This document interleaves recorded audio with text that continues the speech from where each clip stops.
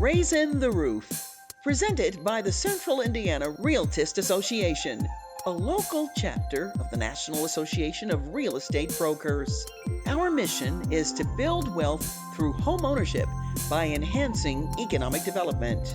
We accomplish this goal by informing, advocating, and educating in the communities we serve. And now, Raizin the Roof.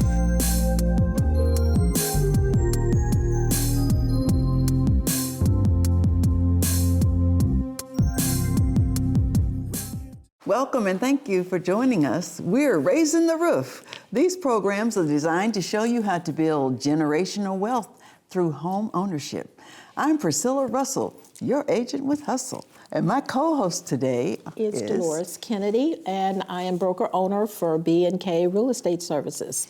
Well, today we're going to be talking about home inspections, that part of the real estate transaction that everybody doesn't want to get into. But we've got a new person here today who's going to talk about home inspections, and his name is Jerome Moore, and he's with BPG Inspections. So, Jerome, we're going to take a break, and when we come back, we're going to have you to tell us all about what's going on with home inspections. So, Dolores, get ready with your questions. I know you have a lot. I'm getting ready. I got a bunch of them. Okay. We're getting ready. All right, we'll be right back.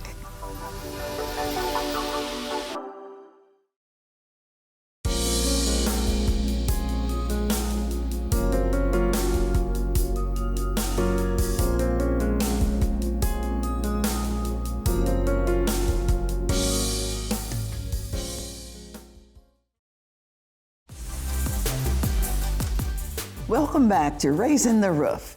This is a program that's presented to you by CIRA, Central Indiana Realtist Association. We're a member of the National Association of Real Estate Brokers, and we are having a wonderful time today. We're going to be talking about inspections, and our guest today is Jerome Moore with BPG Inspections. I'm going to let him tell you, the audience, a little bit about himself and how he got into BPG Inspections. Thank you, Priscilla. Well, I'm actually in my second career. Retired back in 2014 after about 30 plus years in law enforcement and corporate security, working as an investigator. Decided to try to do something else new that I knew that I had a lot to contribute. So look at inspecting homes is like doing an investigation of a home, see what the issues, if there are any issues, how to go find them and get the word out to get them things addressed. Okay. So we're going to have an investigator here today. So he's going to be investigating homes. And I think that really sort of correlates together because we're really looking for the good and the bad when we're talking about the home. So one of my questions is, what exactly is a home inspection when you're talking to a buyer? How would I describe it? What a home inspection is actually an assessment of a home that the buyer is looking at purchasing. You're looking for any issues that may be within the home that may cause a problem as far as safety is concerned or the value of the home. You look directly into the major components such as your heating, your cooling, your water, a lot of your major systems, the structure, your roof, a lot of major areas within the home that may cause a negative effect, and kind of give them an idea as to what you're going to buy. Okay. You know what? I've had clients that when you go into a house, this house is beautiful. They just, it's just gorgeous. They love it. And then I say, okay, now we need to set up an inspection. Oh, we don't need an inspection. We don't need an inspection. And I said, you're going to get an inspection. Because one of the things, I tell them, you're looking at the house where you're going to put your chair and your sofa and your bed and all that kind of stuff. You're not looking at what may be going on behind those walls or in the crawl spaces and basements and things of that sort. Or do you agree with that? Definitely agree with that because, again, you don't want to have a situation to where if you hadn't had the inspection, there may be some issues within the house that could be pretty costly for you. Just like you're buying a car. You take the car out for a test drive. That way you can tell if it actually fits you, if there's some issues that may be going on that need to be addressed. You do the same thing with your home because, again, with a home, there's always going to put the best foot forward, but there are certain issues and things that may be going on with the furnace with the air conditioning, with the roof, with the structures, that if you don't get that inspection done, and you've already made the purchase, now you have to foot the bill or the cost to get the situations repaired, as compared to where you can go ahead and address them ahead of time, and then just maybe use it as a negotiation piece. Well, tell me this, when you do this inspection, my biggest thing is sometimes with the roof. What happens when you want to do the roof inspection? How do you do it? How do you come up with it's good or it's bad? What actually happens is we go up on the roof itself and take a close look at the roof structure, the shingles. Are they worn? Try to get some idea as to how old the shingles are.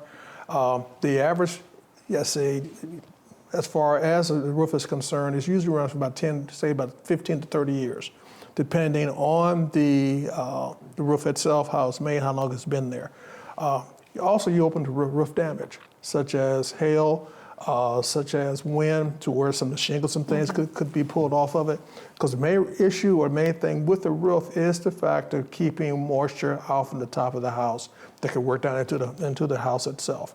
So the key being is the more moisture that you would have, the more damage it could cause and cause worse issues as time goes by. Someone told me that if the number of shingles that's affected on a roof, as for maybe hail damage or wind damage or something like that, depends on whether you will require them or not require, suggest that they replace the roof. Is that true? The number of shingles, not necessarily. If you got some shingles that have come off, that has raised up, the main thing I tell my clients is the fact that get a qualified contractor, a roofing contractor, to do an actual evaluation to see exactly where the problem may be. It may be within the flashing around the chimney. It may be as far as the fascia along the gutter. It could be a lot of different issues. There's no, say, determining factor. Then again, too, it may be just to the point of saying replace a couple of shingles to where, because again, it has not got down to the foundation of the roof itself to cause the damage. So I would say, rather than trying to guesstimate, have a qualified contractor come in, do the evaluation, and make your decision from there whether to replace it or not. Okay. So do you go up and look at the rafters and all that and try to see if there's any moisture up there, or, because... You know what? I had an inspector one time that came in, and I'll let you answer answer your question. But he stood on the outside of the house and looked up, and he says, "Looks pretty good to me." And I thought, and got paid. And got paid. That was a problem. Okay, you can answer her question. I just had to put that in there. I actually do go up on the roof itself. 9 times out of 10, I'll go ahead and go up on a ladder at the gutters itself, get a relatively close look at the individual shingles, go around totally around the house itself. Also, I go into the attic area to where I'm looking at the flooring area of the roof to see if there are any protrusions coming through, any indication as far as moisture intrusion. Right. Because what you see on top, you may not know what's going on the bottom. So the most important portion of it is to go into the attic, look in the rafters, look at all the trusses, see if there's any past damage, any moisture, anything that's going on at that particular point in time. And then I can go ahead and make the report and show the pictures. This is what I found. This is your decision how you want to address it. Well, the reason I asked that is because I just had a client. They replaced the roof before we put it on the market. And then when the inspection came, the inspector went up in the attic and he said, "There's moisture up here. Yeah. We've got to do some things." So we end up having to do more things because the roofing contractor just replaced the roof, but they didn't look at all the other things. Is that something that they usually do? A contractor just replace the roof, doesn't understand that there's moisture in that attic that's causing problems? The contractor will only do what you point them out to what I pay him to do, is that what you say? Pay him to do. You get what you pay for. In other words. The inspector is the one who goes and does the actual assessment as to what he sees. And also when that assessment is done, you're getting a total report with color photographs. Everything that he has seen, and also some of the details, some of the issues that he brings up. The other portion of it is that when the inspection is done, we recommend to have you as a client come along with us to do that inspection, as we do the inspection. That way, you have any questions, you have any concerns, then the inspector should be able to go ahead either give you an answer or point you in the right direction as to how to correct the issue. And giving you, and usually if there's some issues or possibly issues, and we'll have a roofer come in and say, does it have at least 3 to 5 years left of life on it in order for them not to, because usually the buyers are going to say, oh no, he said there's some issues with the roof, but it may be that they still have quite a bit of time left on there. And so we need to have someone to come up and do a backup to what the inspector has said by getting a roofer. That's why I say about having a qualified contractor. That's their business, that's their profession. They are the experts as to what the situation may be, and having their information. That way you can make a qualified decision as to how to go ahead and address the issue. Yeah, so that you'd be telling us to go find somebody to do this work. It needs to be done. I would be saying I would recommend to have someone to come and take a look at it that has the expertise to address the situation, then give you an evaluation, then make your decision off of your detailed information that you've received. Well, see, my dad was a contractor back in the day.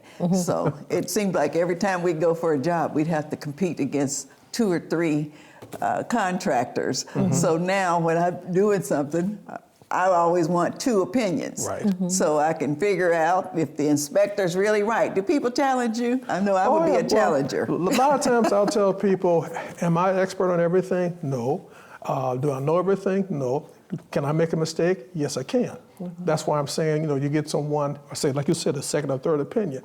Only thing that I'm doing at this point in time is pointing out that there may be an issue, and I'm making a recommendation that have it addressed. Because again, it may be major, it may be minor, but at least I'm letting you know about it, as compared to just walking in blind, thinking that everything's fine, and all of a sudden something comes up. Now, do you ever have, when you have a qualified roofer, we're still speaking of roofers, come out, they ask you to come back out with the roofer and you guys look at it together? Does that ever happen? No, what happens is the fact that once the job is done, I may be asked to come back and do a re-inspection to see if anything changes and what repairs have been made to verify the work has been done.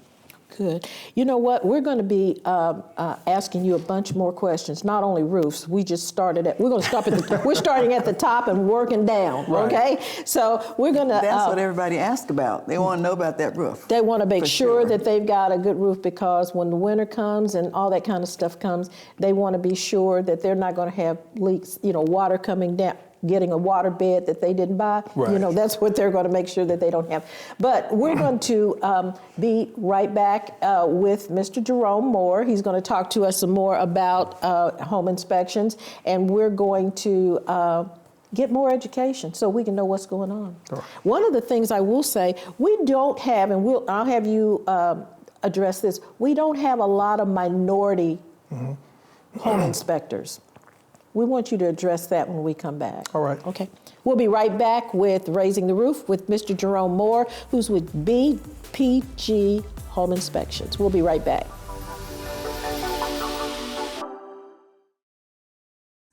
Hi, I'm Shelley Specchio, CEO of Mybor Realtor Association. We support the mission of the Central Indiana Realtist Association to improve the quality of life of the underserved and enhance the economic development of the community. At Mybor, our leadership in economic and community development efforts directly impact the strength of our communities and promote the importance of home ownership for all. Learn more about how realtors strengthen our communities by visiting mybor.com. Hi, my name is Priscilla Russell, your agent with Hustle with United Real Estate. I have over 30 years experience helping buyers and sellers to build wealth through real estate. Call me at 317-872-SELL.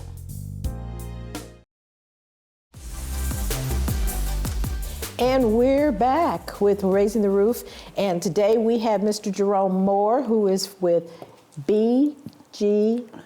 BPG. Buyers you know what? Protection Group. I'm not going to even say that anymore. I'm just going to say Mr. Jerome Moore, he's an inspector. I'm going to say that's who we have. But one of the things that I was going to ask you, was the question, we have very few minority home inspectors. Can you tell me why that might be and why someone might want to get into it or not get into home inspections? Actually, this is more from an opinion standpoint. I don't believe that it's widely known as far as being a home inspector. The majority of the inspectors that I've come across have been in the construction industry for quite a few years, either as carpenters or as engineers and things along that line. And I don't think that word has actually gotten out as to where you can become a home inspector. And that could be one of the barriers too, is because of background. There's a gentleman that I know out of the St. Louis area who started his own home inspection company. And what he was before then was a sous chef. So basically, really? yeah. And so he's been in business, I think, about maybe 7 years. The last time I talked with him, I think he said that his yearly last year was like about 260,000. Now tell me, did the requirement for eligibility as a home inspector go up probably, about 10 years ago? Do you remember that? Or about 10 years ago, there was... You had to be certified. You had to be certified in order to do it. Before, everybody was... I could have been a home inspector, okay? Right. But there was the criteria that you had to pass in order to do There are two associations that you can get your certifications from. Okay. The first one is called INAHCI, International Association of Home Inspectors. Okay. And then the other one is ASHI, American Society of Home Inspectors. So basically what I had done, I went through INAHCI, took their certification courses. I actually took it online, which kind of was benefiting me because, again, being retired, I kind of took things on my own schedule. And it took a little bit to go through the courses, pass each individual section. At that point, when that was done, there was a central test for my certification.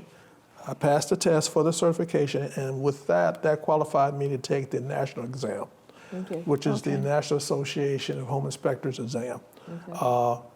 At that point, I went ahead and took that exam and passed that. That qualified me to go ahead and get my license for the state of Indiana to become a home inspector. The courses are really intense, but it gives you all the background information that you need as far as the industry is concerned, as far as construction is concerned. It takes you through electricity, it takes you through plumbing, home structures, foundations, everything right across the board to give you the technical foundation to become a home inspector. Now, do you have to work under anyone for a certain amount of time before you're able to become a full-fledged, What I had done, like an internship or something? What I had done was I had intended initially to start my own company, but like anything that you do your background and find someone to follow who has been an inspector for a number of years, and just kind of shadow them. And that's what I had done for about a year. During the time I was doing this, I was very fortunate because he was working for BPG at the time, and decided that he wanted to work for BPG out of Florida. And so actually he was moving to Florida, gave me a call, said let's meet for lunch, and recruited me to work for BPG. So with that opportunity presented itself, it made a lot more sense because trying to run your own company, you have insurances to deal with, you have membership fees to deal with, you have your marketing to deal with. By working for a national company as BPG, all that's taken care of for me. And that way I can just concentrate on what I do as far as an inspector is concerned. How about that? So you're still an independent contractor? I'm an independent contractor from a point of saying that I do my own marketing. I try to get my own clients along that line. But as far as the foundation portion of it, from a business standpoint, corporate-wise, they provide all that for me. Okay, so now what I want to share with the audience is what happens at a home inspection? How do you start it? And sort of, most of them have a system that they use. So. Well, how I start is when my client comes, the initial introduction, and then actually explain as to what I would do is called a non-exhaustive home inspection. It's all a visual inspection, to where I go through all the major components of the home as far as the roof, the foundation, your cooling, your heating, your water, your electrical, the electrical panels, go through all the detailed areas of the components. I asked them if they want to go ahead and follow me, please go ahead and do so, because I recommend it. That way it kind of gives them an opportunity to see some of the details about the house that they had not even looked at. Even during that time, there may be some measurements that they wanted to take as far as any kind of floor coverings, what they needed to go over with the windows or anything like that. It kind of gives them the opportunity to take advantage of it. And what it does, it gives them a more opportunity to go a little bit detailed within the home itself. I go into detail as far as the major components. As I said, get up on the roof, go through the attic, look at the under portions of the attic. Some homes have crawl spaces, so I put on my dirty coveralls, whatever, crawl down into the crawl space, and looking for areas along that line. Also, I'm looking for, as possible, any termites, anything that could be wood-destroying insects that may be there, that may be happening in the long term. I'm looking for water damage that may be down within the foundation or coming from the roof along the walls. So it's pretty detailed. And once the inspection has been completed, I put together a detailed report, as I said before, with color pictures showing everything that I have found, and make my recommendations either as a major defect or a recommendation that has an issue to be addressed. Tell me, what are some of the tips that you would give a buyer to get ready for a home inspection? Because I think people go into inspection thinking that the house is going to be perfect, that they're going to move into a perfect house. Well, the first thing I would say, and we say it in the industry, is no such thing as a perfect house. Okay. The other thing would be is to get home, if you don't have the home inspected, make sure you get in contact with an experienced, licensed, and an insured inspector. Also at the same time, go with that inspector, as I said before, through the inspection, because he's going to go through all those major components of the house itself. And then that way, if you have any questions or something about the house you wasn't aware of, that inspector can go ahead and tell you, well, this is how this works, this is how that works. To give an example, I'll go and look at a furnace. I'll turn the furnace on. I take the furnace cover off. And while the furnace is operating, I go ahead and look at the heat exchanger, looking at the flames coming through the heat exchanger. If the flames are a royal blue color and I'm working fine, there's no problem.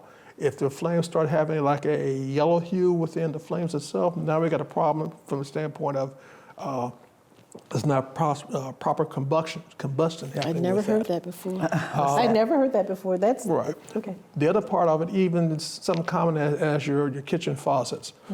Anytime that you have hot water from kitchen faucets, it should be coming from the left handle, not the right.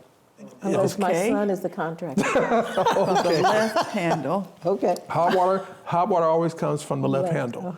If it's coming from, if it's reversed, again, I go ahead and note the fact that that's reversed. There have been some issues to where I have a tester checking the receptacles, and kind of found out I found a receptacle that has an open ground, to where even those three prong, the grounding wire is not there. Okay, and that's a safety issue. Go ahead and let them know along that line. I look at the stove. Okay, turn everything on the stove, but also make sure that the stove doesn't tip over, because most of your newer stoves now has a device or anchor point against the wall. You got a lot of small children coming through, and they go, and if that stove door is down and it starts to tip, you don't want to do a point of saying where, because of the weight, it starts tipping over. So you have an anti-tipping device on the stove. So things like that I try to explain to the clients to make them aware of, here's some of the issues you may not be aware of, or what you look, oh, this is what I found. Anti-tipping. Yes. Okay. Guess I learned something after all these years. You know that go ahead. You got it. One of the things, one of the other questions is, is there anything that the seller can do to prepare for a home inspection? We talked about the buyer. Okay, with the seller, be prepared. You know, a lot of times the seller will think that having a home inspection comes in as an inconvenience to them. And basically what this actually does is give them information that if something is with the house, that they can go ahead and have it addressed and have it corrected. One of the things I would say is to have a lot of the major components accessible. You got your car in the garage, and you have an attic space that has a pull down stairs. And if the car's there, I can't get to it. Or you have your electrical panel that's in the garage, but you got stuff all stored around there where I can't get to that either. Because again, I want to look at that panel, take the cover off and make sure it is working properly. Also expect that we try to be as non-intrusive as possible. We're going to be opening doors, we're going to be turning on appliances, we're going to turn water on, things like that, along that line. We try to put everything back the way that it was. On occasion, we may miss it along that line, but again, it's trying to be as non-intrusive, because the key being is if the seller can get the information as to there may be an issue, that may be something he may be to correct, that may go ahead that he was not aware of, that may help him to go ahead and close the sale. Okay, we're coming down to our last few seconds. Got one question, one final question. Do you prefer the seller to be there? I know we want the buyer there because this is a home that they're potentially buying, but what about the seller being there at the time of inspection? At the time of inspection, it's recommended that the seller not be there because again, the buyer's going to be there, the buyer's going to be going through the house and all along that line. So you don't want to have a situation to where there's a negative portion of it. It's best to say, okay, the inspection is going to run about 2 hours. Give us time to go ahead through the inspection, and then we'll let you know that we're finished and you can come back to your home. Okay. Mr. Jerome Moore has given us some information on home inspections. We're going to be right back to wrap up, and he's going to give us all of his contact information so we know how to contact him to come and do our home inspection for our new home. We'll be right back.